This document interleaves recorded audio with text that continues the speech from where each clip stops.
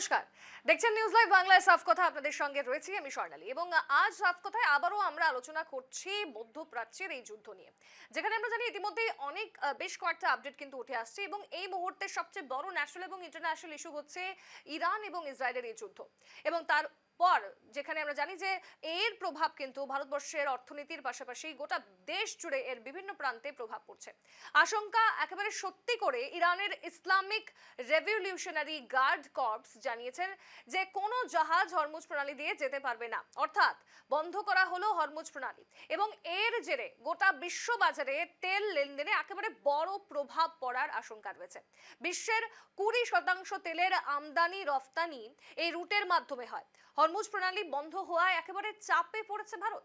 ভারতের কাছে যতটা তেলের রিজার্ভ আছে তাতে এখনো পর্যন্ত 74 দিনের জন্য চাহিদা মেটাতে পারবে বলে জানা যাচ্ছে। এদিকে খামেনি হত্যায় কেন মার্কিন মদত, কি বললেন ট্রাম্প সরকারের বিশেষ মুখপাত্র, আমরা প্রথমেই শোনাবো সেই বক্তব্য, শুনুন। Orders of President Donald J. Trump, the Department of War launched Operation Epic Fury, the most lethal, most complex, and most precise aerial operation in history. For 47 long years, the expansionist and Islamist regime in Tehran has waged a savage, one-sided war against America. They didn't always declare it openly, except for their constant chants of death to America. They did it through the blood of our people. Car bombs in Beirut, rocket attacks on our ships, murders at our embassies, roadside bombs in Iraq and Afghanistan, funded and armed by Iranian Quds Force and IRGC killers. My generation of veterans carry the names of brothers who never came home. Brothers butchered by Iranian-backed roadside bombs and well-armed militias, thousands of our own. We didn't start this war, but under President Trump, we are finishing it. Their war on Americans has become our retribution against their Ayatollah and his death cult. It took the 47th president, a fighter who always puts America first, to finally draw the line after 47 years of Iranian belligerence. He reminded the world, as he has time and time again, being an American means something unbreakable. If you kill Americans, if you threaten Americans anywhere on earth, we will hunt you down without apology and without hesitation, and we will kill you. একেবারেই আমরা শুনে নিলাম যে কি বলা হচ্ছে এই মুহূর্তে মার্কিন প্রেসিডেন্ট, আমরা জানি তার পক্ষ থেকে। কিন্তু প্রশ্ন উঠছে যে এইভাবে যে একটা দেশের উপর যেভাবে আক্রমণ পরাক্রমণ চলছে দু দেশের মধ্যেই, এই প্রসেস কতদিন চলবে আমরা আলোচনা করব। আমাদের সঙ্গে বিশিষ্ট বক্তারা রয়েছেন, অতিথিরা রয়েছেন। আমি পরিচয় করিয়ে দেব। আমাদের সঙ্গে এই মুহূর্তে যুক্ত হয়েছেন অনলাইন যুগে উত্তরবঙ্গ বিশ্ববিদ্যালয়ের অধ্যাপক অমিতাভ কাঞ্জিলাল স্যার, এবং আপনাকে নমস্কার জানাচ্ছি সাফ কথায় স্যার। এবং আমাদের সঙ্গে এই মুহূর্তে স্টুডিওতে রয়েছেন গুয়াহাটি ইউনিভার্সিটির অর্থনীতির ছাত্র ইন্দ্রনীল রয়, তোমাকেও স্বাগত ইন্দ্রনীল। এবং তার পাশাপাশি অন্যান্যরাও জুড়বেন আমাদের সঙ্গে খুব শীঘ্রই। কিন্তু প্রথমেই আমি যাব অমিতাভ স্যারের কাছে। অমিতাভ স্যার, আমরা এর আগেও বিভিন্ন ধরনের আলোচনা করেছিলাম আন্তর্জাতিক সম্পর্ক নিয়ে, কিন্তু এই মুহূর্তে সবচেয়ে বড় ইস্যু বলা যেতে পারে, যেখানে আমরা জানি যে ইরান এবং ইসরায়েলের এই যুদ্ধ আজ শনিবার থেকে শুরু হয়েছে এবং আজ আমরা দেখেছি বেশ কয়েকটা কিন্তু ডেভেলপমেন্ট হয়ে গিয়েছে। এবং এই ক্ষেত্রে দাঁড়িয়ে ভারতবর্ষের অর্থনীতিতেও যথেষ্ট প্রভাব পড়তে চলেছে, বিশেষ করে যে হরমুজ প্রণালী, এই হরমুজ প্রণালী বন্ধ করে দেওয়ার পর আমরা দেখতে পাচ্ছি যে যে লেনদেনের বিষয়, সেক্ষেত্রে ভারতবর্ষ কিন্তু যথেষ্ট ফলপ্রসূ হতে পারে ভারতবর্ষের মধ্যে। কিন্তু এই ক্ষেত্রে ভারত কি স্ট্যান্ড নেবে আগামীতে, কি মনে হয় আপনার? প্রথমত ভারত একটা সবসময় তার একটা নির্দিষ্ট স্ট্যান্ড ছিল, সেটা হচ্ছে এই ধরনের আন্তর্জাতিক বিবাদে একটি নিরপেক্ষ অবস্থান নেওয়া এবং নিজের জাতীয় স্বার্থ রক্ষা করে তারপর এই বিষয়টি বিবেচনা করা যে কতটা কম পরিমাণ মানবিক ক্ষয়ক্ষতি ইত্যাদির মাধ্যমে মীমাংসা করা যায় এবং আলাপ আলোচনার মধ্যে যদি এই সংকটকে কাটিয়ে তোলা যায়, বারবার সেই ব্যাপারেই ভারতবর্ষ গুরুত্ব দিয়েছে। ডেমোক্রেটিক ডিপ্লোমেসির উপরেই বারবার গুরুত্ব দিয়েছে ভারত, এবং সেই স্ট্যান্ডের, সেই অবস্থানের এবারও কোনো পরিবর্তন হয়নি। প্রধানমন্ত্রী তার বিবৃতিতে স্পষ্টভাবেই বলেছেন আলোচনার মাধ্যমে এই বিপদাবসানের দিকে যাওয়ার জন্য চেষ্টা করা উচিত। ইতিমধ্যে যে ঘটনা ঘটে গেছে, ইরানের ওপরে যে এয়ার স্ট্রাইকগুলো হয়েছে, ড্রোন স্ট্রাইকগুলো হয়েছে, সামগ্রিকভাবে একটি অত্যন্ত জটিল রণকৌশল নিয়ে ডোনাল্ড ট্রাম্প ইরানের উপরে হাত বাড়িয়েছেন, এবং যেটা ঘটে আর কি সেটা হচ্ছে ইরান এবং অন্যদিকে ইসরায়েল এবং আফগানিস্তানও ইতিমধ্যে সেখানে বিমান ঘাঁটিতে আক্রমণের মাধ্যমে নানান দিক থেকে ইরানকে প্রায় ঘিরে ফেলা হয়েছে। আয়াতুল্লাহ খোমেনি চলে গেছেন, তারপর পরবর্তী রাষ্ট্রনায়ক যিনি এলেন তারও মৃত্যু ঘটেছে। সবটা মিলিয়ে ইরান এখন অনেকটাই কোণঠাসা। এই মুহূর্তে তাদের হাতে শেষ যে অস্ত্রটা রয়েছে, অর্থনৈতিক বাণিজ্যিক অস্ত্র, সেটাকেই তারা প্রয়োগ করেছে হরমুজ প্রণালী বন্ধ করে দেওয়া। হরমুজ প্রণালী বন্ধ করে দেওয়ার মানে হচ্ছে মধ্যপ্রাচ্য থেকে তেলের সরবরাহ বিশ্বের বাকি অংশে পৌঁছে যাওয়ার জায়গাটা বন্ধ হয়ে গেল। সেক্ষেত্রে ভারতবর্ষের অর্থনীতির উপর একটা গুরুত্বপূর্ণ চাপ এসে পড়বে বই কি, এবং তেলের দাম ঊর্ধ্বগামী হবে। তেলের দাম ঊর্ধ্বগামী হলে সাধারণ যে নিত্য প্রয়োজনীয় দ্রব্যাদি সেগুলোর দাম ঊর্ধ্বগামী হতে থাকবে, অর্থাৎ বাজার অতি দ্রুত একটা লম্ফ দেবে মূল্য বৃদ্ধির দিকে। এর ফলে কিন্তু আবার মুদ্রাস্ফীতির সম্ভাবনাও কিন্তু দেখা দিতে পারে আমাদের জাতীয় বাজারে। অর্থাৎ কিনা চড়া দামে জিনিস বিক্রি করে অসাধু ব্যবসায়ীরা বেশ খানিকটা অর্থ তাদের অনুকূলে নিয়ে আসলেন, কালো টাকা তাদের বেড়ে গেল। ফলে সবটা মিলিয়ে কিন্তু এই মুহূর্তে শুধু ভারতবর্ষ নয়, এশিয়া মহাদেশের এই সমস্ত দেশগুলোর ভেতরে অর্থনৈতিক একটা টালমাটাল পরিস্থিতি তৈরি হতে পারে যদি না এই সংঘাত, এই যুদ্ধ অনতিবিলম্বে নিয়ন্ত্রণ করা যায় বা প্রশমিত করা যায়।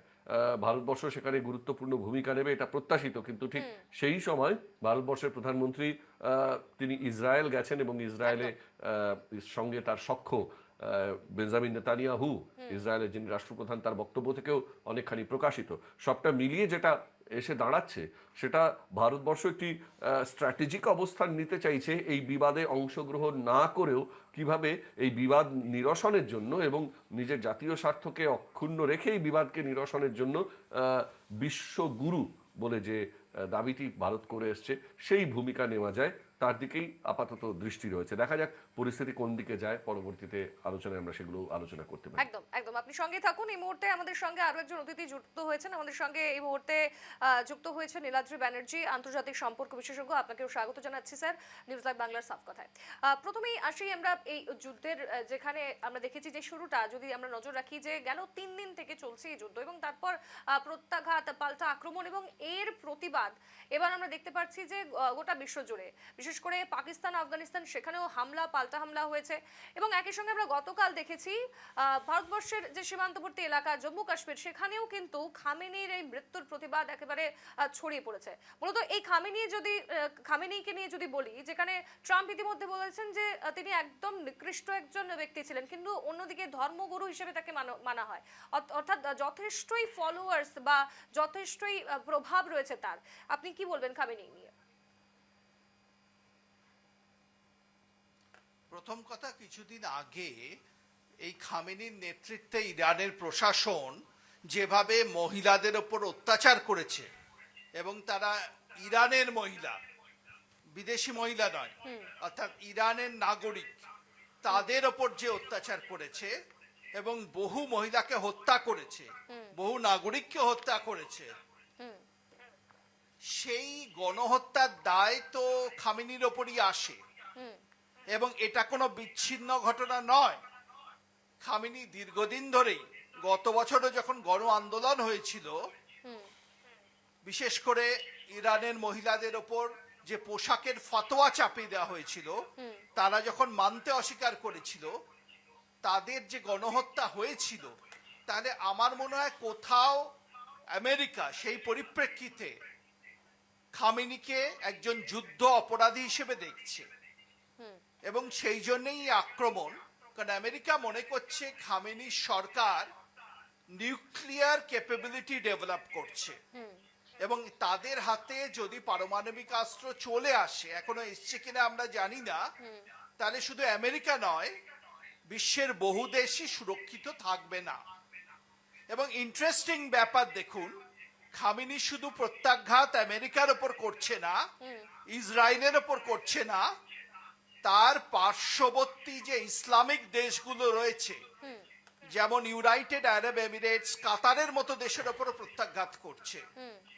সুতরাং খামেনির নেতৃত্বে ইরান কার্যত আরব দুনিয়াতেও একাকী হয়ে গেছে, আইসোলেটেড হয়ে গেছে। আমেরিকা এবং ইসরায়েলের সম্মিলিত শক্তি এখন খামেনির বিরুদ্ধে নয়, তার বিরুদ্ধে ইউএই, তার বিরুদ্ধে সৌদি আরব, তার বিরুদ্ধে কাতারও রয়েছে। এই মহাশক্তির বিরুদ্ধে ইরান কতদিন সার্ভাইভ করতে পারবে এটা নিয়ে প্রশ্ন উঠে যায়। আর যদি ইরানের এই সরকারের পতন হয়, তার দায় কিন্তু খামেনির ওপরই পড়বে, যদিও তিনি এখন ইহলোকে নেই। কিন্তু এই সিস্টেমটা তার তৈরি করা, এই সন্ত্রাসবাদে তিনি নেতৃত্ব দিয়েছেন, এবং এখন গোটা বিশ্বের অধিকাংশই দেশ ইরানকে একটি সন্ত্রাসবাদী রাষ্ট্র হিসেবে দেখে, যদিও ইরান ভারতের বন্ধু, এটা নিয়ে একদমই। কোনো অস্বীকার করার জায়গা নেই। আর নীলাদ্রি বাবু, আপনি যেমনটা বলছিলেন যে ইসলামিক কান্ট্রিগুলো যদি নজর রাখি, কাতার, কুয়েত, ওমান, এই প্রত্যেকটি কান্ট্রি, তাদের মধ্যে থেকে কিন্তু দেখা যাচ্ছে কোনোভাবে কোনো ধরনের প্রতিক্রিয়া এখনো আসেনি এত বড় যুদ্ধ হওয়ার পরেও। তাহলে কি তাদের মধ্যে কোনো ধরনের ইউনিটির অভাব? না, নিশ্চয়ই ইউনিটির অভাব তো রয়েছে। এই যুদ্ধটা হতে পারত আরব দুনিয়ার সাথে আমেরিকা এবং ইসরায়েলের,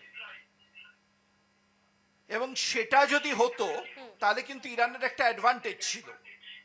কিন্তু এই মুহূর্তে দাঁড়িয়ে কাতার, সৌদি আরব এবং ইউএইর মতো দেশগুলো তারা প্রতিক্রিয়া দেয়নি ঠিক কথা, কিন্তু তাদের ওপর যখন আক্রমণ হচ্ছে তখন তার ইরানের পক্ষে থাকতে পারে না। সেখানে দাঁড়িয়ে ইরান কিন্তু কার্যত একা হয়ে গেল। সব সময় সব দেশকে প্রতিক্রিয়া দিতে হবে এটা নয়। যেমন ভারতবর্ষের কথা আমি ভাবুন, একটু এখানে যুক্ত করতে একদম, চাই। এই একদম। আক্রমণের কিছুদিন আগেই ভারতের প্রধানমন্ত্রী ইসরায়েলে গেছিলেন, বেশ, নীলাদ্রি বাবু, এবং একটু সেখানে একটা একটু বন্ধুত্বপূর্ণ থামাচ্ছি এই আলোচনার মুহূর্তে। পরিবেশে আমি তাকে আসবো আপনার অভিবাদন কাছে। করা হয়েছে। কাঞ্জলাল স্যার, আপনি কিছু বলতে চাইছেন, বলুন।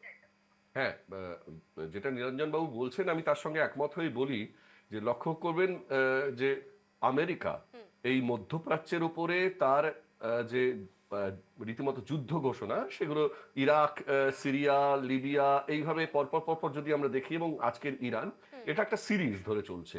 এবং সেইখানেই এই সংঘাতগুলো বেঁধেছে, যেখানে এই সমস্ত দেশগুলো মার্কিন নীতির সঙ্গে সঙ্গতিপূর্ণ জাতীয় নীতি নির্ধারণ করতে চায়নি। যেমন ইরাকের সঙ্গে সংঘাতের মূল জায়গাটা শুরু হলো তখন যখন সাদ্দাম হোসেন ইউরোতে তেল বেচতে চাইলেন। তো ফলে প্রত্যেকটা ক্ষেত্রেই আমেরিকার এই ধরনের মাতব্বরি লক্ষণীয়। কিন্তু আরব দেশগুলো কেন একত্র হতে পারছে না, তার একটা অন্যতম কারণ কিন্তু ইসলামের যে শিয়া এবং সুন্নি সম্প্রদায়, বা শিয়া এবং অন্যান্য যে উপজাতি গোষ্ঠীগুলো রয়েছে, যাদেরকে পরবর্তীকালে ইসলামে কনভার্ট করা হয়েছিল, তারা কিন্তু এই সকলেই এই শিয়া মুসলিমদেরকে ইসলামের নেতা বলে মানেন না। ফলে এই যে শিয়া মৌলবাদী একটা নেতৃত্ব ইরানে কায়েম রয়েছে, তার প্রতি সমগ্র আরবের জনমত এক রকম ভাবে সমর্থকের ভূমিকা নিয়ে আসেনি বা আসতে পারেও না। এদের নিজেদের মধ্যে বিভিন্ন রকম সংঘাত রয়েছে। তো স্বাভাবিকভাবেই সমস্ত আরব দুনিয়া একত্রিত হয়ে আমেরিকার এই আক্রমণের মোকাবিলা করবে, তার চেয়ে তারা অনেক ভূ রাজনৈতিক স্বার্থকে দেখার চেষ্টা করছে যে আমেরিকার বুক পকেটে থাকলে তবু খানিকটা সুরক্ষা পাওয়া যেতে পারে। আর আমেরিকায় এই কি বলবো দাদাগিরি বেশ ভালোভাবেই সারা বিশ্বে চালু রেখেছে। এমনকি সাম্প্রতিককালে ভারতের উপর যে শুল্কের বোঝা চাপিয়ে দিয়ে ভারতকে রাশিয়ার তেল কেনা থেকে বিরত করা, এই যাবতীয় দাদাগিরিগুলো আমেরিকা করে চলেছে এবং আগামীতে আরো বেশি করে করবে। তো স্বাভাবিকভাবে আরব দুনিয়া ঐক্যবদ্ধ না হওয়ার অন্যতম কারণ কিন্তু তাদের ধর্মীয় ইকুয়েশনটা আবার তার ভেতরে তার বিন্যাসটা আবার আলাদা আলাদা। একদমই, একদমই। আপনি সঙ্গে থাকুন। আমি দর্শকদের পরিচয় করে দিতে চাই। এই মুহূর্তে আমাদের সঙ্গে আরো একজন অতিথি যুক্ত হয়েছেন, বরাকের বিশিষ্ট সাংবাদিক তথা বুদ্ধিজীবী মৃণাল সরকার আমাদের সঙ্গে রয়েছেন। মৃণাল স্যার, আপনাকে স্বাগত জানাচ্ছি নিউজ লাইভ বাংলার সাফ কথায়। তবে আমি স্টুডিওতে ইন্দ্রনীল রয় রয়েছে আমাদের সঙ্গে, অর্থনীতির ছাত্র। আমি ইন্দ্রনীলের কাছে আসবো। ইন্দ্রনীল, আমরা যদি নজর রাখি, এই যেমনটা কাঞ্জিলাল স্যার বলছিলেন, ট্রাম্পের শুল্ক নীতির পর আমরা দেখেছি ভারতবর্ষের যে অর্থনীতির মধ্যে অনেকটাই দীর্ঘ টানাপোড়েনের সৃষ্টি হয়েছিল। তারপর যথেষ্ট ভারতবর্ষ সেই জিনিসটাকে স্বাভাবিক পরিস্থিতিতে এনেছে। যদিও এখনের এই হরমুজ প্রণালীর পর যদি আমরা তাকাই, যে বলা হচ্ছে ভারতবর্ষে এখন 74 দিনের তেলের রিজার্ভ রয়েছে, সেক্ষেত্রে দাঁড়িয়ে এই 74 দিন পর্যন্ত যদি এই টানা যুদ্ধ যদি এইভাবেই চলে, তাহলে ভারতের অর্থনীতিতে, গোটা বিশ্বের অর্থনীতিতে কি কি প্রভাব পড়তে পারে? আমরা যদি দেখি, অর্থনীতিতে বহুতই প্রভাব পড়ে গেছে অলরেডি। কিন্তু এখন যে কন্ডিশনটা আছে, হরমুজ প্রণালী বন্ধ করার পরে 20% of the global trade oil বন্ধ হয়ে গেছে, কমে গেছে, অ্যান্ড ইন্ডিয়া 85% অয়েল ওই জায়গার থেকেই ট্রেড করতো। সেটার জন্য আমাদের অর্থনীতিতে খুবই প্রভাব পড়বে। অ্যান্ড দ্বিতীয়ত আমরা যদি দেখি আমাদের স্টক মার্কেট, সেন্সেক্স, নিফটি বহুত হিট নিয়েছে, বহুত নিচে গেছে, তলে গেছে, অ্যান্ড এরকমই যদি চলতে থাকে জিনিসটা আরও বাড়তে পারে। তৃতীয়ত আমরা যদি গ্লোবাল ট্রেড দেখি, ম্যারিটাইম ট্রেড বহুত বেশি ইম্প্যাক্ট হবে এই ইভেন্টটার জন্য, যেটার জন্য গ্লোবাল ইকোনমি বহুত বেশি হিট নেবে। আমরা যদি ইন্ডিয়ার কথা ভাবি, ইন্ডিয়াতে রিসেন্টলি বাজেট অ্যানাউন্স করা হয়েছে, যেটার জন্য আমাদের বহুত প্ল্যানস করা হয়েছিল, কিন্তু এই ইভেন্টটার জন্য জিনিসগুলো একটু কঠিন হয়ে গেছে আমাদের জন্য। কেন কি তেলের উপরে আমাদের ইকোনমিটা বহুতখানি ডিপেন্ডেন্ট, বহুত অ্যাসপেক্টস আমাদের ইকোনমির তেলের উপরে চলে। যেহেতু এখন এই ইস্যুটার জন্য আমাদের তেলের ইম্পোর্টটা এফেক্ট হবে, তার জন্য গোটা ইকোনমিতে এফেক্ট হওয়ার সম্ভাবনা আছে। আমরা যদি দেখতে যাই আমাদের ফার্টিলাইজার, ট্রান্সপোর্টেশন আর অন্য অনেক ক্ষেত্রে এই প্রভাবটা পড়বে, যার জন্য বাজারে জিনিসের দাম বৃদ্ধি পাবে। তার জন্য আমাদের মতন কনজিউমার্সরা বহুত সাফার করতে পারে, কিন্তু আমাদের এখন এটাই দেখতে হবে যে আমাদের গভর্নমেন্ট কীভাবে, আমাদের সরকার কীভাবে আমাদের জন্য জিনিসগুলো একটু ইজি করবে।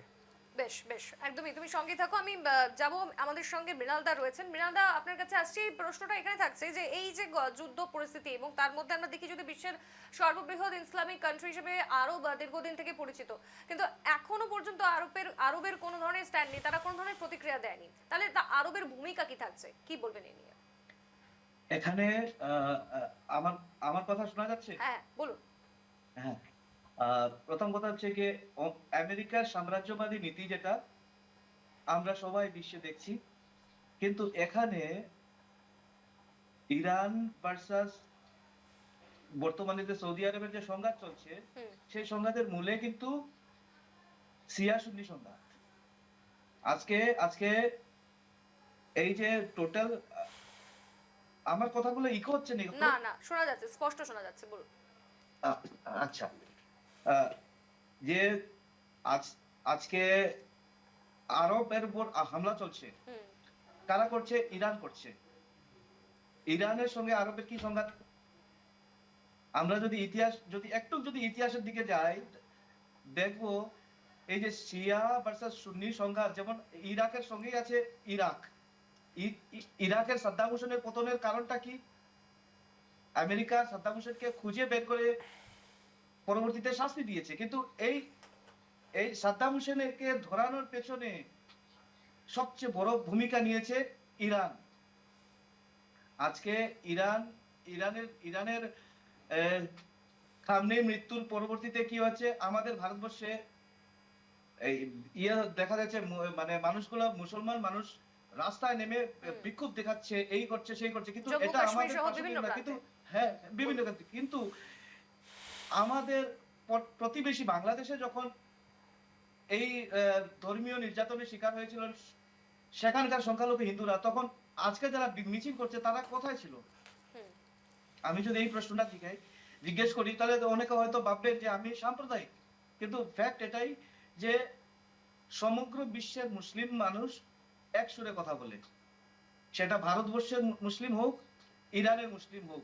কিন্তু আজকে আমি ধন্যবাদ জানাই সৌদি আরবকে। সৌদি আরব কিন্তু এই ক্ষেত্রে নিউট্রাল ভূমিকা পালন করছে। ইসলামের পৃষ্ঠভূমি হচ্ছে সৌদি আরব, কিন্তু সৌদি আরবের আজকে ভূমিকা প্রশংসনীয়। বেশ বেশ, হ্যালো, একদমই তাই। এই মুহূর্তে একটা ছবি আমরা পেয়ে গিয়েছি, সরাসরি সেই ছবিতে নজর রাখতে হচ্ছে। কোয়েম্বাটোরে ইতিমধ্যেই খামেনির মৃত্যুতে বিক্ষোভ শুরু হয়ে গিয়েছে, এবং যদি শোনানো যায় কি বলা হচ্ছে, শুনবো আমরা। ஈரானின் குழந்தைகள் நெஞ்சில் அமெரிக்காவின் குண்டுகள் சத்தம், ஈரானின் அமெரிக்காவின் குண்டுகள் சத்தம், கோலை தேசம் கீழை தேசம், கோலை தேசம் கீழை தேசம், குழந்தைகளை கொண்டு அமெரிக்கா ஒரு கோலை தேசம். இந்திய அரசே, இந்திய அரசே, অর্থাৎ এই ছবি দর্শকদের সামনে আমরা এবার সরাসরি তুলে ধরলাম যে গতকাল আমরা দেখেছিলাম জম্মু কাশ্মীরে, সেখানেও কিন্তু মহিলারা প্রতিবাদ করছিলেন এবং আজকে দেখা যাচ্ছে কম্পিউটারে এইভাবেই খামেনির মৃত্যুর পর দেখা যাচ্ছে হিজাব পরে মহিলারা ছোট শিশু থেকে শুরু করে বড় মহিলাদেরকেও দেখা যাচ্ছে প্রতিবাদ করতে। আমরা আবারও আলোচনায় ফিরবো, এখন সময় একটা বিরতির, সঙ্গে থাকবেন। ফিরলাম বিরতির পর। মধ্যপ্রাচ্যের সংঘাত থামার লক্ষণ একেবারেই নেই, যুদ্ধ পরিস্থিতি আরো ঘনীভূত হওয়ার আশঙ্কা করা হচ্ছে।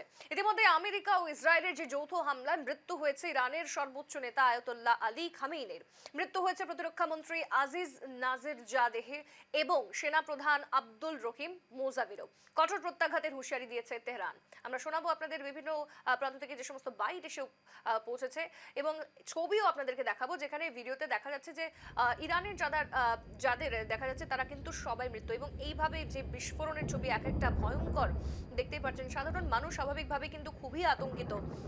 ইসরায়েলের বেইট শেমেশের দৃশ্য এবং ইরানি ক্ষেপণাস্ত্রের আঘাতে 9 জনের মৃত্যু হয়েছে এখনো পর্যন্ত জানা যাচ্ছে।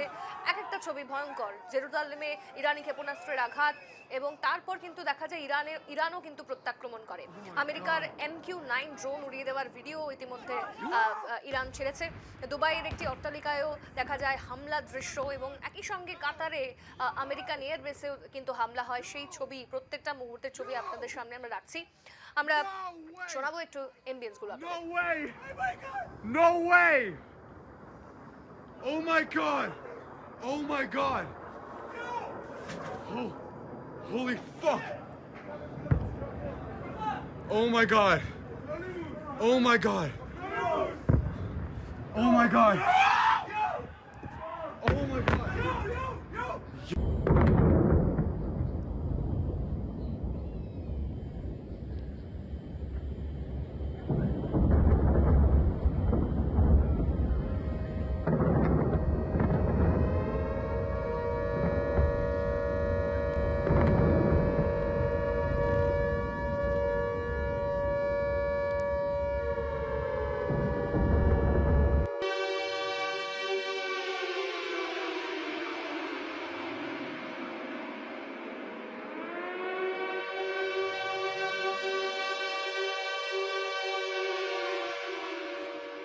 অর্থাৎ এক একটা ছবি কিন্তু ভয়ঙ্কর, যেমনটা দেখা যাচ্ছে সাধারণ মানুষও যথেষ্ট আতঙ্কিত। আমি আবারও আমাদের অতিথিদের কাছে ফিরে যাবো। আমাদের সঙ্গে নীলাদ্রি ব্যানার্জি, অমিতাভ কাঞ্চিলাল, মৃণাল সরকার, ইন্দ্রনীল রয় প্রত্যেকেই রয়েছেন এবং আমি প্রথমেই আসতে চাইছি এবার নীলাদ্রি স্যারের কাছে।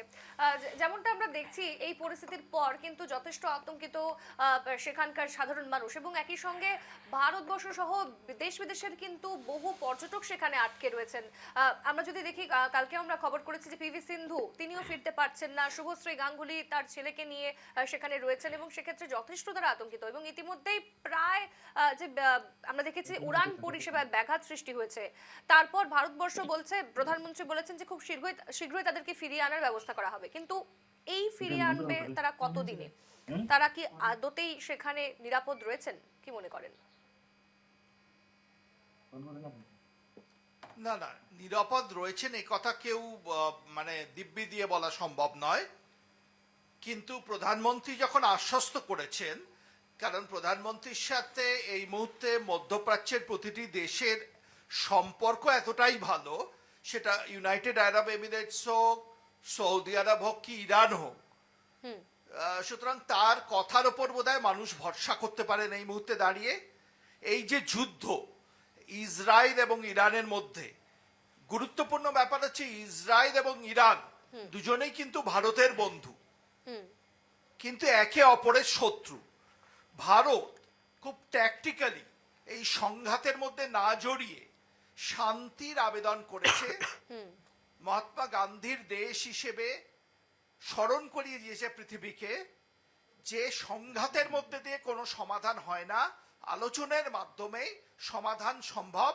এবং ভারতই পারে, আমার মনে হয় এই মুহূর্তে দাঁড়িয়ে নরেন্দ্র মোদীর নেতৃত্বে ভারতবর্ষ পারে যে ইসরায়েল এবং ইরানকে এক টেবিলে নিয়ে আসতে এবং যুদ্ধের জায়গায় আলোচনার মাধ্যমে সমাধানের একটা পথ খুঁজতে সাহায্য করতে। আমি খুব আশাবাদী, কারণ ডোনাল্ড ট্রাম্পও অত্যন্ত বাস্তববাদী রাজনীতিবিদ এবং বাস্তববাদী এবং আদর্শবাদী মানুষ নন। উনি যদি দেখেন যুদ্ধ খারাপ দিকে যাচ্ছে, তিনি কোনো একটা পয়েন্টে সিজফায়ার ডিক্লেয়ার করে দিতে পারেন। অথবা ভেনেজুয়েলা যেটা উনি করেছেন, বর্তমান যে নতুন নেতৃত্ব ইরানের, তাদের সাথে বসে তিনি শান্তি স্থাপনের চেষ্টা করতে পারেন এমন ভাবে যে আমেরিকাও তার থেকে বেনিফিটেড হবে, একটা উইন উইন সলিউশনের থেকে বেরোতে পারে। সঙ্গে এই যে একটা আতঙ্কের পরিবেশ, কবে যুদ্ধ থামবে আমরা বুঝতে পারছি না, আমি এতটা আতঙ্কিত নই। আমার মধ্যে হয় এখানে কিছুদিনের মধ্যেই একটা ফয়সালার পথে আমরা যাব, কারণ ইরানের দিক থেকে দেখলেও তাদের সেই সামর্থ্য নেই, সামরিক সামর্থ্য নেই আমেরিকা এবং ইসরায়েলের সম্মিলিত শক্তির বিরুদ্ধে দীর্ঘদিন লড়াই চালিয়ে দেওয়ার। বেশ বেশ, আপনি সঙ্গে থাকুন। আমি চলে যাব এই মুহূর্তে, মৃণালদা রয়েছেন আমাদের সঙ্গে। মৃণালদা, যেমনটা নীলাদ্রি স্যার বলছিলেন যে আমরা যেহেতু জানি যে ভারতবর্ষের যে বন্ধু দেশ দুটোই, ইরান ইসরায়েল দুটোই বন্ধু দেশ, এবং কয়েকদিন আগে যেখানে প্রধানমন্ত্রী নরেন্দ্র মোদী ইসরায়েল থেকে এসেছেন, এবং তারপরেও বলা যাচ্ছে যে ইসরায়েল এবং ইরান দুপক্ষের থেকেই তেল এবং একই সঙ্গে আমরা জানি যে সামরিক শক্তি দিয়ে একেবারে হেল্প পায় বা মদত পায় ভারত। কিন্তু এই জায়গায় দাঁড়িয়ে যেখানে ভারতবর্ষের তরফ থেকে প্রধানমন্ত্রী বলছেন যে বিশ্বাস মানে আশ্বাস দিচ্ছেন তিনি যে যাদেরকে যারা আটকে রয়েছেন তাদেরকে ফিরিয়ে আনা হবে সেখান থেকে, এবং তার পাশাপাশি তিনি বলছেন যে আলোচনার মধ্যেই কিন্তু সমাধান আনা সম্ভব। কিন্তু আপনি কি মনে করেন যে আলোচনায় কি শুধু এই যুদ্ধের ইতি টানতে পারে?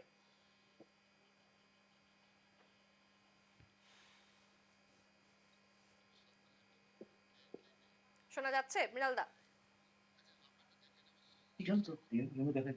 বেশ, আমি আমি খুব সম্ভবত নেটওয়ার্কের সমস্যা হচ্ছে। আমি একটু ইন্দ্রনীলের কাছে যাই। ইন্দ্রনীল, আমরা যেভাবে আলোচনা করছিলাম এর আগেও যে গোটা বিশ্ব অর্থনীতির পাশাপাশি ভারতবর্ষের অর্থনীতিতেও এই যুদ্ধের পর যথেষ্ট প্রভাব পড়তে পারে, এবং ইতিমধ্যে আমরা দেখেছি সোনার দামও বেড়ে গিয়েছে, 2 লক্ষ টাকায় গিয়ে পৌঁছেছে, আর তার পাশাপাশি রূপোর দামও বেড়েছে। আর তেল এবং জ্বালানির দাম যদি বৃদ্ধি পায়, স্বাভাবিকভাবে মধ্যবিত্তরা কিন্তু যথেষ্ট এফেক্টেড হবেন। এবং একই সঙ্গে এবার ভারত বলছে যে তারা এসজিএসটি কমিয়ে দেবে, এবং সেক্ষেত্রে কোষাগার কিভাবে তাহলে আবারও ভরপুর হতে চলেছে। তাহলে কি সাধারণ মানুষের থেকে আবার ট্যাক্স রেট বাড়িয়ে কোথাও গিয়ে এই ঘুরপাক খেতে চলেছে ভারতবর্ষ? হ্যাঁ, এটা সত্যি কথাই যে আমাদের রেভিনিউ বহুত লস হবে, কিন্তু মানুষের থেকে ট্যাক্স নিয়ে, সাধারণ মানুষের থেকে ট্যাক্স নিয়ে রেভিনিউটা ফুলফিল করা, এটা জাস্ট একটা উপায় আমি ভাবি। আরও বহুত উপায় আছে যেটা ভারতবর্ষ এখন করতে পারে, যেটা দিয়ে আমরা এই ইভেন্টটাকে সুন্দর করে ট্যাকেল করতে পারবো। ফার্স্ট হলো গিয়ে আমরা যদি দেখি স্ট্রেইট অফ হরমুজ প্রণালীর থেকে আমাদের মেইন ইস্যুটা হচ্ছে আমাদের তেলের ইম্পোর্টটা এফেক্ট হচ্ছে। এই ক্ষেত্রে আমরা একটা স্ট্র্যাটেজিক পজিশন নিতে পারি অ্যান্ড আমরা অন্য দেশের থেকে ইম্পোর্ট করতে পারি temporarily, just as a diplomatic sign, যাতে আমাদের গালফের উপরে যে ডিপেন্ডেন্সটা আছে সেটা কমে যাবে। দ্বিতীয়ত, আমরা যদি তেলের কথা ভাবি, নো ডাউট ইকোনমিটা আজকে তেলের উপরে চলছে, কিন্তু সাস্টেনেবল ডেভেলপমেন্ট গোলস এসডিজির আন্ডারে আমরা এখন রিনিউয়েবল এনার্জির কথা বলছি। Renewable energy, solar energy, wind energy and others যেগুলো এনার্জিজ আছে, ওগুলো এনার্জিজের উপর আমরা যদি আমাদের ডিপেন্ডেন্সটা বাড়িয়ে দিই, সেটাতে কি হবে, আমাদের অয়েলের উপরে ডিপেন্ডেন্স কমে যাবে আর এই পুরো জিনিসটাই কমে যাবে। তৃতীয়ত, আমাদের reserve bank, currency, forex and অন্য বিভিন্ন উপায় দিয়ে এই সিচুয়েশনটাকে হ্যান্ডেল করতে পারে। তো আমি মনে করি না যে আমাদের উপরে চোটটা আমাদের সরকার আসতে দিবে। অন্য বহুত মেথড আছে যেটার থ্রুতে এই ইম্প্যাক্টটা কমাতে পারে অ্যান্ড আমরা স্টিল আনএফেক্টেড থাকবো এই ইভেন্টটার থেকে। বেশ বেশ, আরও একটা সময় হচ্ছে বিরতির, আমি বিরতিতে যাব, এবং বিরতির পর আমরা আরও আলোচনা করব বিস্তারিতভাবে। অন্যান্য অতিথিরাও থাকবেন আমাদের সঙ্গে, এবং আমরা চেষ্টা করব যে সাধারণ মানুষ এই যুদ্ধের পর কি বলছেন, বাজারে কতটা প্রভাব পড়ছে। তবে এখন সময় একটা বিরতির, ফিরছি বিরতির পর। আমরা ফিরলাম বিরতির পর, এবং আমাদের সঙ্গে অতিথিরা রয়েছেন নীলাদ্রিদা, অমিতাভ কাঞ্জিলাল, মৃণাল সরকার এবং ইন্দ্রনীল রয়। তবে যে ছবিটা এই মুহূর্তে আমরা দেখাবো দর্শকদের, মধ্যপ্রাচ্যে একেবারে যুদ্ধের দামামা বেজে উঠেছে, এবং আজ সকালের যদি আপডেট আপনাদেরকে দিই, ইরানের উপর একেবারে বড় সড়ো হামলা চালায় ইসরায়েল। তেহরানে পরপর বিস্ফোরণ ঘটে, ইরানে কমপক্ষে 1000 জনের মৃত্যু হয়েছে বলে খবর। পাল্টা হামলাও চালাতে শুরু করেছে ইরান। এরই মধ্যে ডোনাল্ড ট্রাম্প ইরানে আজ রাতের মধ্যেই সরকার পাল্টে ফেলারও আশ্বাস দিয়েছেন। এদিকে ইসরায়েলি ক্ষেপণাস্ত্রে ভেঙে পড়েছে গান্ধী হাসপাতাল, সে ছবি আপনাদের সামনে। উত্তর তেহরানে ভেঙে পড়ে মহাত্মা গান্ধী নামাঙ্কিত হাসপাতালটিও। ইসরায়েলের হামলায় কার্যত ধ্বংস হয়ে গিয়েছে গোটা হাসপাতাল। ইতিমধ্যেই এই ঘটনার নিন্দা করেছে হু, জারি করেছে তারা বিবৃতিও। দেখাচ্ছি সেই ছবি উইথ অ্যাম্বিয়েন্স, শুনুন। وضعیت بیمارستان گاندی وضعیت بیمارستان صاف زده بیمارستانو.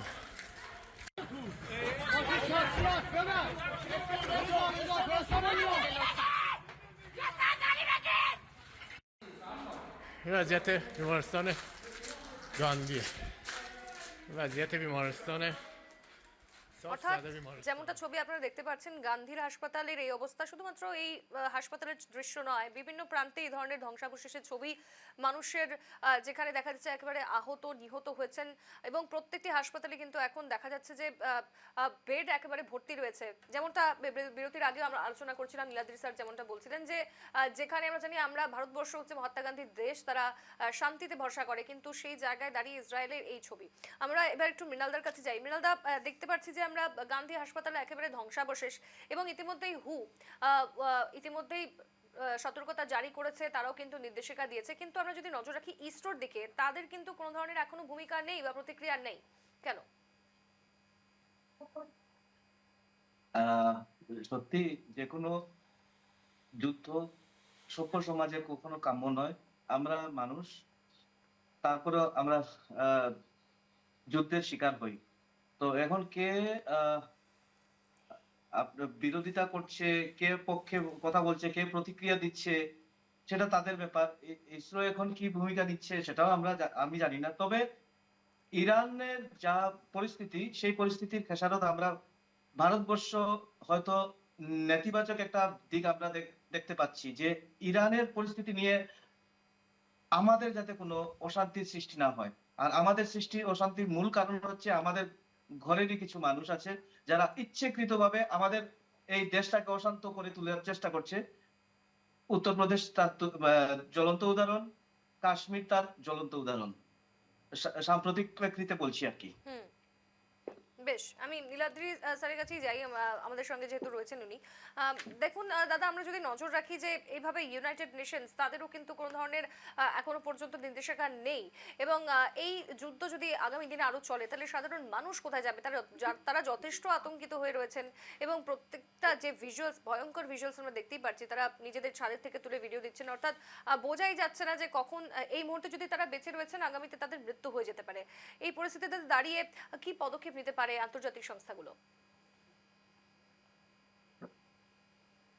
না, এখানে সত্যি বলতে গেলে আন্তর্জাতিক সংস্থাগুলোর কিছুই করার নেই, কারণ ইউনাইটেড নেশনস তারা কার্যত চলে মার্কিন ফান্ডিং এ। মার্কিন যুক্তরাষ্ট্রের বিরুদ্ধে যাওয়ার তাদের ক্ষমতা আছে বলে অতীতে এরকম দৃষ্টান্ত আমরা পাইনি। এখানে আমাদের ভরসা করতে হবে ইরান, মার্কিন যুক্তরাষ্ট্র এবং ইসরায়েলের সদিচ্ছার মধ্যে, এবং এখানে ইসলামিক দেশগুলো একটা বড় ভূমিকা পালন করতে পারে ভারতবর্ষের পাশাপাশি। কাতারের মতো দেশ, সৌদি আরবের মতো দেশ, তারা এগিয়ে আসতে পারে ইরান এবং মার্কিন যুক্তরাষ্ট্রের মধ্যে একটা সমাধান সূত্র বার করার জন্য, এবং এটা ভালো। সেদিক থেকে আমরা সেরম কোনো প্রতিক্রিয়া এখনো পাইনি, কারণ তাহলে আমরা ভবিষ্যতে তাদের অন্য ভূমিকায় দেখতে পারি। এই সংঘাতের সমাধান কখনো সামরিকভাবে হওয়া সম্ভব নয়। ডোনাল্ড ট্রাম্প যতই বলুন আজ রাতের মধ্যে সরকার বদলে দেবেন, বাস্তব এটাই। এই যে নতুন সরকার ইরানে এসছে খমেনির মৃত্যুর পর, তার সাথে কোনো না কোনো ভাবে তাকে একটা সমঝোতায় আসতে হবে। সেই সমঝোতার রাস্তাটা কি হবে সেটাই সম্ভবত ট্রাম্পকে ঠিক করতে হবে, এবং সেক্ষেত্রে ফেসিলিটেট করার মতো প্রচুর দেশ রয়েছে। আমি কিন্তু আশাবাদী। কোথাও কি গিয়ে ট্রাম্প, আমরা যেমনটা জানি কয়েকদিন আগে ভেনেজুয়েলার যে তেল, তা নিয়েও কিন্তু একেবারে দাপাদাপি শুরু করেছিল, তারপরে যখন তারা সেই আধিপত্য পেল না, এবার জেনে বুঝে কি আচমকা এই ধরনের আক্রমণ করতে চাইছে তারা? না না, আপনি ভেনেজুয়েলা দেখুন, ভেনেজুয়েলায় মাদুরোকে অপহরণের পর তারা কিন্তু যিনি প্রেসিডেন্ট হলেন তার সাথে একটা বন্ধুত্বপূর্ণ সম্পর্ক তৈরি করেছে, এবং ভেনেজুয়েলার যে তেল, সেই তেলের একটা অংশ মার্কিন যুক্তরাষ্ট্র আন্তর্জাতিক বাজারে বিক্রি করছে। এবং অর্থনৈতিক দিক থেকে মার্কিন যুক্তরাষ্ট্রের যথেষ্ট লাভ হয়েছে ভেনেজুয়েলায়। এবার একটা জিনিস মনে রাখবেন, ভেনেজুয়েলা হচ্ছে বিশ্বের বৃহত্তম অয়েল প্রডিউসার, আর 2 নম্বর জায়গায় আছে ইরান। এই যে ভেনেজুয়েলার পর ইরানের উপর আক্রমণ, এর একটা অর্থনৈতিক অ্যাঙ্গেলও আছে। মার্কিন যুক্তরাষ্ট্র সম্ভবত ইরানের যে তেলের সম্পদ, সেই সম্পদের অংশীদারি চাইছে। এবার এই অংশীদারি তারা কিভাবে পেতে পারে, আদৌ পেতে পারে কিনা, তার উপরই কিন্তু শান্তির সূত্র অনেকটাই নির্ভর করে আছে। সেই জন্যই আলোচনার প্রয়োজন আছে। আমার বিশ্বাস ইরানের সরকারও সেই সদিচ্ছা দেখাবে, কারণ সামরিকভাবে মার্কিন যুক্তরাষ্ট্রের মোকাবিলা করার শক্তি এই মুহূর্তে ইরানের নেই। বেশ বেশ, আমি এইবার একটু ইন্দ্রনীলের কাছে যাই। ইন্দ্রনীল, যেখানে আমরা জানি যে এই ওয়ার্ল্ড ইকোনমির পাশাপাশি ভারতবর্ষের যথেষ্ট প্রভাব পড়বে, কিন্তু এই হরমুজ প্রণালী বন্ধ করে দেওয়ার পর শুধুমাত্র যে ভারতবর্ষই প্রভাবিত হবে এমনটা নয়, বিভিন্ন কান্ট্রি, এশিয়ান কান্ট্রির পাশাপাশি ইউরোপ এবং বলা যেতে পারে যে আফ্রিকার পাশাপাশি বিভিন্ন দেশে কিন্তু এর প্রভাব পড়তে চলেছে, এবং ট্রাম্পের দেশ অর্থাৎ মার্কিন যুক্তরাষ্ট্র এর প্রভাব পড়তে পারে। তারা বলছে হরমুজ প্রণালী তারা বন্ধ করে দিয়েছে, কিন্তু কতদিন বন্ধ করে রাখা সম্ভব? এই ক্ষেত্রে তো তারা নিজেরাও প্রভাবিত হবে। একদমই, আমিও একমত এই কথায়। হরমুজ প্রণালী বন্ধ করে দিয়েছে, একটা অয়েল ক্রাইসিস গ্লোবাল লেভেলে আসতে চলেছে, হয়েও গেছে কিছু পরিমাণে, কিন্তু এই জিনিসটা আমার মতে বেশি দিন টানা যাবে না। কেন কি আজকের দিনে গ্লোবাল ইকোনমিটা খুবই কানেক্টেড। তার মানে একটা সেক্টর বা একটা জায়গায় যদি, একটা নেশনে যদি কিছু একটা ইনস্টেবিলিটি আসে, সেই জিনিসটার প্রভাব পুরা গ্লোবাল ইকোনমিতে পড়ে। তো হরমুজ প্রণালী বন্ধ করার যে প্রভাবটা, সেটা আজ না হোক কাল গ্লোবাল ইকোনমি অ্যান্ড ইউএস ইকোনমিতেও পড়বে। তো এখন স্ট্র্যাটেজিক্যালি অ্যান্ড ডিপ্লোম্যাটিক্যালি কী কাজ করা হবে, কিভাবে কি করা হবে, সেটা আমাদের দেখতে হবে। কিন্তু এই যে বন্ধ করাটা, এটা আমার মতে বেশি দিন চলবে না। আরও একটা কথা, যে এভিয়েশন সেক্টরটা এটাও হিট নিচ্ছে, কেন কি জেট ফিউল যেটা আছে ওটারও সাপ্লাই কমে যাবে, যেটার জন্য এভিয়েশন সেক্টরটাও অনেকখানি হিট নেবে on a global level. So সেই জিনিসটাও দেখতে হবে, অ্যান্ড আমার মনে হয় এই জিনিসটা বেশি দিন টানা যাবে না। বেশ বেশ, আরও একটা সময় হচ্ছে বিরতির, আমি বিরতির পর আবারও ফিরবো আলোচনায়। তবে এভাবেই আলোচনা চলবে এবং দেখতে হবে যে এই যুদ্ধ কবে গিয়ে থামে এবং তার কি কি প্রভাব পড়ে, এক্ষেত্রে মধ্যবিত্তরা কতটা প্রভাবিত হন। সঙ্গে থাকুন, দেখতে থাকুন সাফ কথা। ফিরলাম বিরতির পর, আমাদের সঙ্গে অতিথিরা রয়েছেন। আমি প্রথমে যাব এবার মৃণালদার কাছে। মৃণালদা, এই যে গোটা বিষয়টার দিকে যদি আমরা নজর রাখি, যে কোথাও গিয়ে ট্রাম্প কিন্তু বারবার আক্রমণ করছে বিভিন্ন প্রান্তে, শুধুমাত্র ইরান ইসরায়েলের দিকে লক্ষ্য করলে ভুল হবে। আমরা যদি দেখি 2025 সালে ভারতবর্ষের দিকেও যে 50% শুল্ক নীতি চাপিয়ে দেওয়া হয়েছে এবং তারপর ভারতবর্ষের অর্থনীতিতে যেন একটা টালমাটাল পরিস্থিতির আমরা সম্মুখীন হই, তারও চেষ্টা করেছে।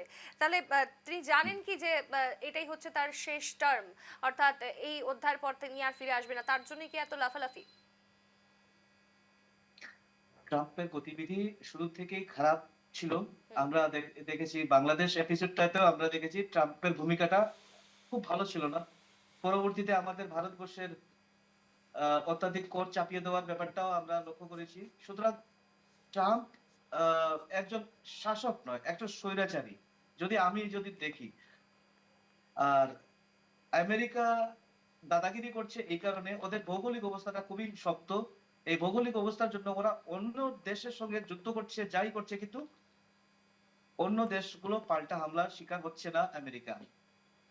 আমেরিকার এই সব দাদাগিরি হয়তো ভবিষ্যতে চলবে না। এমনকি আমেরিকার এই মুহূর্তে বিশ্বে যদি দেখা যায় যে আমেরিকার বাণিজ্যিক সবচেয়ে বড় শত্রু দাঁড়াচ্ছে চীন। তো চীনের আধিপত্যটাকে নষ্ট করার জন্য এখন মধ্যপ্রাচ্যে চোখ রেখেছে ট্রাম্প, যেটা আমার সূক্ষ্ম বুদ্ধিতে আমি যেটা ভাবছি আর কি। হয়তো আমার বুদ্ধি ভুলও হতে পারে, কিন্তু মানে জাস্ট এটা অ্যাজাম্পশন। কিন্তু যুদ্ধটা চলছে চীন ভার্সাস আমেরিকা। নীলাদ্রিদা, আমি আপনার কাছে আসি। আপনি মৃণালদার কথায় কি একমত? না, আমি একমত হতে পারছি না। প্রথমত ডোনাল্ড ট্রাম্পকে কোনো দানব বা কোনো ভিলেন হিসেবে দেখতে আমি চাই না। আমার মতে উনি রাজনীতিবিদের থেকে বেশি বড় ব্যবসায়ী, এবং উনি যা করছেন, আমেরিকা যদি একটা ব্যবসায়িক প্রতিষ্ঠান হয়, তার সিইও যা করবে সেটা উনি করছেন। ওনার ভেনেজুয়েলা আক্রমণের মূল কারণ হচ্ছে তেলের ভান্ডার। যে মুহূর্তে উনি তেলের ভান্ডারের অ্যাক্সেস পেলেন, উনি সেদিক থেকে মুখ ঘুরিয়ে নিলেন। আমার বিশ্বাস ইরানের ওপরে এই আক্রমণের মূল কারণ হচ্ছে ইরানের তেলের অ্যাক্সেসটা উনি চান, যে তেলটা চীন কিনছে। কারণ এই তেলের অ্যাক্সেস পেলে চীনের উত্থানকে তিনি অনেকটাই আটকাতে পারবেন। এবং ইন্টারেস্টিং ব্যাপার হচ্ছে ইরানের বন্ধু হচ্ছে রাশিয়া, ইরানের বন্ধু হচ্ছে চীন। ইরান যখন আক্রান্ত হচ্ছে সামরিকভাবে তারা কেউ সাহায্য করতে এগিয়ে আসছে না। অর্থাৎ খুব স্পষ্ট হয়ে যাচ্ছে আমরা যতই আমেরিকাকে অপছন্দ করি না কেন, বিশ্বের একমাত্র বিশ্ব শক্তি এই মুহূর্তে হচ্ছে আমেরিকা।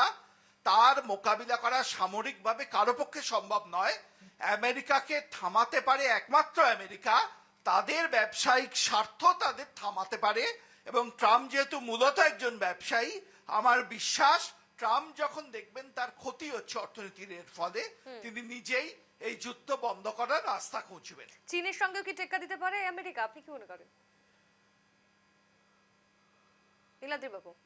চীনের সাথে, চীনের থেকে আমেরিকা অর্থনৈতিকভাবে কিছুটা পিছিয়ে পড়েছে, কারণ চীনে অনেক ম্যানুফ্যাকচারিং যে আমেরিকার চীনে শিফট করে গেছে। আমেরিকা চাইছে বা ট্রাম্প চাইছেন সেই ম্যানুফ্যাকচারিংটা আমেরিকায় ফিরিয়ে আনতে। এবার এটা করতে গেলে কি দরকার? চীনের যে বিভিন্ন ন্যাচারাল রিসোর্সের যে অ্যাক্সেস সেটা বন্ধ করে দিতে হবে। এবং একটা বড় অ্যাক্সেস চীনের ক্ষেত্রে হচ্ছে পেট্রোলিয়ামের ক্ষেত্রে ইরান, কারণ চীনের কাছে তেল নেই। এই যে ইরান আক্রমণ, এটা কিন্তু ইনডিরেক্টলি আমি ওনার সাথে একমত, চীনের ওপর আক্রমণ। কিন্তু এই আক্রমণটা একটা জিনিস স্পষ্ট করে দিচ্ছে যে আমেরিকার মোকাবিলা করার মতো সামরিক শক্তি চীনের কাছে নেই। এবং এই তাহলে ঘটনায় তারা চীনও ইরানের কিন্তু পাশে নিন্দা দাঁড়াতো। জানিয়েছে গোটা বিষয় বস্তু সুতরাং থেকে নেই। চীন এবং রাশিয়া দুটো নিন্দা জানিয়েছে, পাশে এসে দাঁড়ায়নি। চীন এবং রাশিয়া কেউ পাশে এসে দাঁড়ায়নি। রাশিয়ার সামরিক শক্তি আছে, তা সত্ত্বেও তারা কিন্তু পাশে এসে দাঁড়ায়নি। এবং আমার কোথাও বিশ্বাস চীন ভবিষ্যতে তাইওয়ানকে দখল করতে চায়। তাইওয়ানকে দখল করতে চায় বলেই আমেরিকা যখন ইরানের ওপর আক্রমণ করছে বা ভেনেজুয়েলাকে আক্রমণ করছে, চীন এখনো মিলিটারিলি সামরিকভাবে সেখানে কোনো বিরোধ করছে না। বেশ নীলাদ্রি, আমি আপনার কাছে আরো একটা প্রশ্ন রাখবো। আমরা জানি যে এশিয়া আফ্রিকা যথেষ্টই গরিব দেশ, হাঙ্গার ইন্ডেক্সের একদম তলায় থাকে, কিন্তু এই যুদ্ধের পর এই দুটো দেশ বিশেষ করে কতটা ক্ষতিগ্রস্ত হবে কি মনে করেন?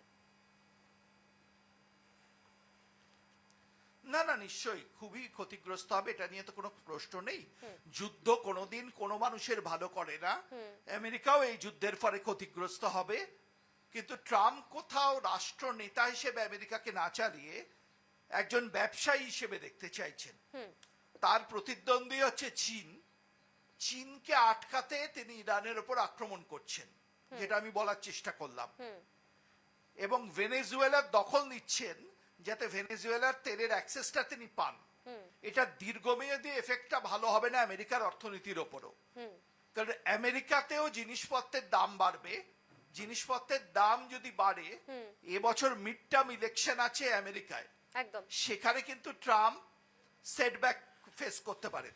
আর এই মুহূর্তে টিভি স্ক্রিনে যে ছবিটা আমরা প্লে করছি দেখাই যাচ্ছে ইসরায়েলি প্রধানমন্ত্রী বেঞ্জামিন নেতানিয়াহু আজ দিনের বেলায় তিনি কিন্তু একেবারে যে সমস্ত জায়গায় আক্রমণ হয়েছে পুরো পরিদর্শন করেন সেই ঘটনাস্থলগুলি আপনাদের সামনে আমরা রাখছি, যেখানে একেবারে ধ্বংসাবশেষে পরিণত হয়েছে বিভিন্ন মানুষের ঘর দুয়ার থেকে শুরু করে অফিস কার্যালয় ব্যাংক থেকে শুরু করে রাস্তাঘাট। সেই জায়গায় কিন্তু তিনিও গিয়ে পর্যবেক্ষণ করেন। অর্থাৎ বোঝা যাচ্ছে যে ইসরায়েলও কিন্তু যথেষ্ট আক্রমণ হয়েছে এবং পাল্টা প্রত্যাঘাত এনেছে ইরান। এবার আবারও চলে যাবো অতিথিদের কাছে। আমাদের সঙ্গে ইন্দ্রনীল রয়েছে। ইন্দ্রনীল, আমরা যেভাবে আলোচনা করছিলাম যে বলা হচ্ছে যে ভারত এখন তৃতীয় অর্থনৈতিক দেশে পরিণত হতে চলেছে, সেই ট্রেন্ডে কিন্তু ভারত এগিয়ে চলছে। এবং কয়েকদিন আগে শুল্ক নীতির ফল যথেষ্ট কিন্তু দেখা গেছে ভারতের টালমাটাল পরিস্থিতি। এইবার এই যুদ্ধের পর ভারত কি আবারও কোথাও গিয়ে ব্যাকফুটে আসতে পারে, বা সেক্ষেত্রে দাঁড়িয়ে ভারতের কি কি স্ট্যান্ড থাকতে পারে যেন তারা অর্থনৈতিক দিক থেকে এগিয়ে থাকতে পারে? না, আমি মানি না ভারত ব্যাকফুটে থাকবে। আমি মানি ভারত খুবই ফ্রন্ট ফুটে এখানে খেলছে। একটা ডিপ্লোম্যাটিক নিউট্রালিটি মেনটেন করেছেন ভারত, সেটাই এক্সপেক্টেড আমাদের থেকে। অ্যান্ড আমরা অর্থনৈতিকভাবে কোনোদিনই ব্যাকফুটে ছিলাম না, থাকবও না। কেন কি আমাদের কাছে বহুত অন্য অন্য ধরন আছে, অন্য অন্য রাস্তা আছে যে দিক থেকে আমরা আমাদের ইকোনমিটাকে রিভাইভ করব। যেরকম আমি আগে বললাম, অয়েল প্রাইসটা আমাদের জন্য খারাপ, কিন্তু আমরা অন্য দেশের থেকে ইম্পোর্ট করতে পারি। অ্যান্ড ম্যাক্রো ইকোনমিক মানে আমাদের পুরো ইকোনমিটার কথা যদি আমরা বলি, আমাদের কাছে এরকম বহুত অস্ত্র আছে যেগুলো আমরা ইউজ করে আজকের দিনে এই প্রভাবটাকে কমিয়ে দিতে পারবো। তো আমি মানি না যে আমরা ব্যাকফুটে আছি বা থাকবো, আমরা ফ্রন্ট ফুটেই খেলছিলাম, আর ফ্রন্ট ফুটেই খেলবো। বেশ বেশ, আমরা একেবারে অনুষ্ঠানের শেষ পর্যায়ে চলে এসেছি। তবে প্রশ্ন থাকছে শেষমেশ নীলাদ্রি বাবু এবং আমাদের সঙ্গে মৃণাল সরকার রয়েছেন আপনাদের কাছে, যে এই যুদ্ধের তাহলে ইতি কোথায়, কবে থামবে এই যুদ্ধ, এবং এই জায়গায় দাঁড়িয়ে হুর কি স্ট্যান্ড হওয়া উচিত? আমি আসবো মৃণালদার কাছে। মৃণালদা। স্বভাবতই হু টোটাল আমাদের যে আন্তর্জাতিক বিষয়ের সবে গার্জিয়ানশিপ নুক, এখানে হু ভালো ইতিবাচক একটা ভূমিকা নুক, নিলে এই যুদ্ধটা অন্তত পক্ষে থামবে। আমি আশা রাখি আমাদের যেমন ভূমিকা, যেমন নিউট্রাল ভূমিকা, ভারতবর্ষের নিউট্রাল ভূমিকা আছে, থাকবে, আর হু যাতে এখানে সক্রিয় একটা ভূমিকা নেয়, এটা আমরা সবাই মনের প্রাণে চাইছি। কারণ যুদ্ধ কোনোদিনও কোনো সমাজে কাম্য নয়, আর আমরা কখনোই যুদ্ধের পক্ষে নয়। বেশ, আমি নীলাদ্রি স্যারের কাছে আসবো। শেষমেশ আপনার কাছে এই প্রশ্নই থাকছে, যেখানে বলা হয় an eye for an eye make a whole world in a bite. তাহলে এই বিষয়টাকে যদি আমরা দেখি, তাহলে এই যুদ্ধ পরিস্থিতিতে দাঁড়িয়ে আজকে আমাদের কি করা উচিত, ভারতবর্ষের কি স্ট্যান্ড নেওয়া উচিত, এবং গোটা বিশ্বের অন্যান্য যে রাষ্ট্রপ্রধানরা রয়েছেন কোথায় গিয়ে কিভাবে তারা এই যুদ্ধের ইতি টানতে পারেন? দেখুন, এই যুদ্ধটা কোনো বিচ্ছিন্ন ঘটনা নয়। আজ ইউক্রেন রাশিয়ার মধ্যে যুদ্ধ চলছে, আজকে ইসরায়েল কিছুদিন আগে গাজা স্ট্রিপে যে যুদ্ধ চালাচ্ছিল, এখন ইরান এবং ইসরায়েল আমেরিকার মধ্যে যুদ্ধ চলছে, বিভিন্ন বিশ্বের প্রান্তে যুদ্ধ দেখা যাচ্ছে। আমার মনে হয় এখানে মহাত্মা গান্ধীর দেশ হিসেবে ভারতের একটা বিরাট ভূমিকা আছে। আপনি যে কথাটা বললেন, an eye for an eye makes the entire world blind, এই যে দর্শনটাকে বিশ্বের দেশেদের কাছে পৌঁছে দেওয়া এবং মানুষকে উপলব্ধি করানো যে শান্তির মধ্যে দিয়েই ইকোনমিক প্রসপেরিটি আসতে পারে, শান্তির মধ্যে দিয়েই সমস্ত দেশ লাভবান হবে, এই চিন্তাটা বিশ্বের মধ্যে, বিশ্বের বিভিন্ন দেশের সামনে তুলে ধরা, গান্ধীর চিন্তাটা তুলে ধরা আমার মনে হয় সময়ের দাবি। আজকে ভারতের এখানে একটা বিরাট ভূমিকা থাকতে পারে, এবং আমার বিশ্বাস ভারত সে পথেই হাঁটবে, এবং এভাবেই বিশ্বগুরু হিসেবে এই শতাব্দীতে ভারত একটা বড় ভূমিকা পালন করবে। একদমই তাই। ধন্যবাদ জানাচ্ছি প্রত্যেককে আমাদের সঙ্গে থাকার জন্য। নীলাদ্রি ব্যানার্জি, আন্তর্জাতিক সম্পর্ক বিশেষজ্ঞ, আমাদের সঙ্গে এর আগে ছিলেন অমিতাভ কাঞ্জিলাল স্যার, উত্তরবঙ্গ বিশ্ববিদ্যালয়ের অধ্যাপক, আমাদের সঙ্গে রয়েছেন মৃণাল সরকার, বরাকের বিশিষ্ট সাংবাদিক, এবং ইন্দ্রনীল রয়, শেষমেশ অর্থনীতির ছাত্র হিসেবে। তো আমাদের সঙ্গে আজ থাকার জন্য অনেক ধন্যবাদ জানাচ্ছি সকলকেই। তবে আজকের মতো সাফ কথা এখানেই আমাদের ইতি টানতে হচ্ছে। তবে দেখতে হবে যে যুদ্ধের ইতি কোথায় গিয়ে থামে, কোথায় ইতি টানতে পারি আমরা। কারণ এবং এর যুদ্ধের ফলে যে সমস্ত প্রভাব পড়ছে গোটা বিশ্বের অর্থনীতির পাশাপাশি সাধারণ মানুষের উপর, তারা কবে নিস্তার পান এবং প্রধানমন্ত্রী নরেন্দ্র মোদী কি স্ট্যান্ড নেন সেদিকে আমাদের নজর রাখবো। আপাতত এখানে শেষ করছি সাফ কথা, এরপর খবর আছে, নজর রাখবেন।